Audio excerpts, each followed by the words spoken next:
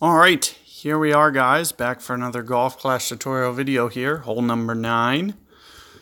And what I'm going to recommend for this one is Berserkers. And I'm going to go Thor Hammer. Now, it will be a little bit more favorable to use Apocalypse, however, it's a little bit more out of control.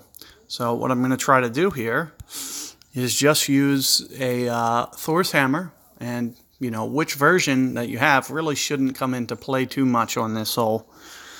Shouldn't be big of a deal breaker. You know, with which Thor's Hammer that you're using, you could probably get away with this even with a 3, to be honest with you. But what I'm going to try to do, I'm not even going to use this. I won't need that. I'm going to use right around 4 topspin. You know, the less that I use, kind of the more that it cuts towards the right hand side.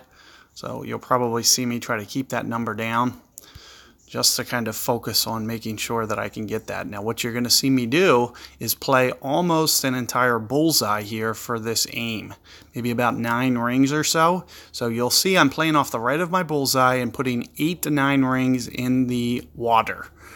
Additionally, I'll just need to stack 1 on top. So there's another, but I'm going to go just about 2 more rings just to kind of stay away from that edge. And here's what you're going to see me do. Just go at it with a full slice. And like I said, you know, this will be very controlled. Ooh, so I just missed. So just off the edge.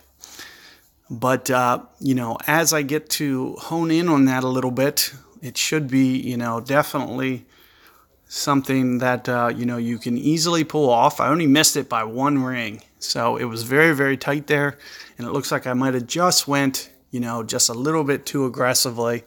Maybe had I played it, you know, 7 rings, for example. You know, in terms of what I was doing, I was probably looking at about plus 30%. What was it, 11.9? Thor's Hammer, 6. 9 rings. See, that's exactly what I was trying to do. I was using that as my adjustment. Keep in mind that when you cut back, you know, especially in a tailwind, sometimes it'll launch a little bit more. But here you can see that my opponent, you know, it just kind of projects forward here and gives you a very nice, you know, especially with that slice, it gives you, oh, this is even going to be even easier. So this one's only going to be a 9 wind, so a little bit more control. In this case, I'm only going to play about maybe 5 to 6 rings. So I'm going to play, you know, I'm playing off the right of my bullseye, so I'm putting about 5 or 6 rings into the rough. And then additionally, you know, I just need to stack 1 on top. Now this is going to land very close to the rough's edge. So that's why you're going to see me, you know, go these extra rings. So that's what that last 2 to 3 is to get it more centered into the fairway as opposed to the right edge.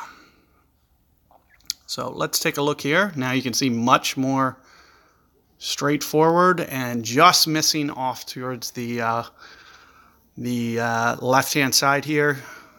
Just couldn't get it to bend around enough. You know, the closer you land it to the right-hand side, the more that you might get it to pull off.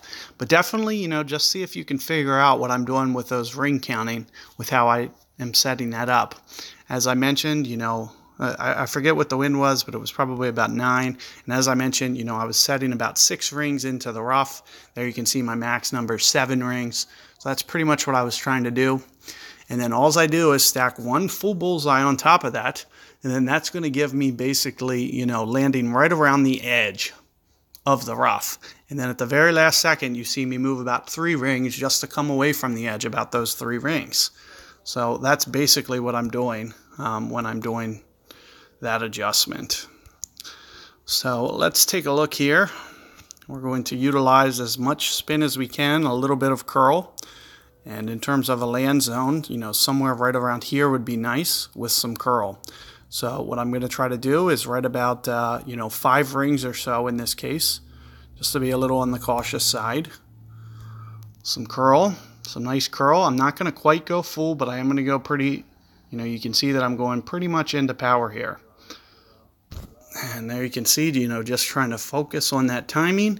Release rather good. Make sure that you land on at least that half of the fairway. And here you can see that it shoots down for a reasonable pitch. Now, had I not, you know, hit that water ball on mistake, especially running out of time there, got a little bit too tight on time talking, And had I just been a little bit more careful with my ring adjustment, you know, would have given myself a really good chance there.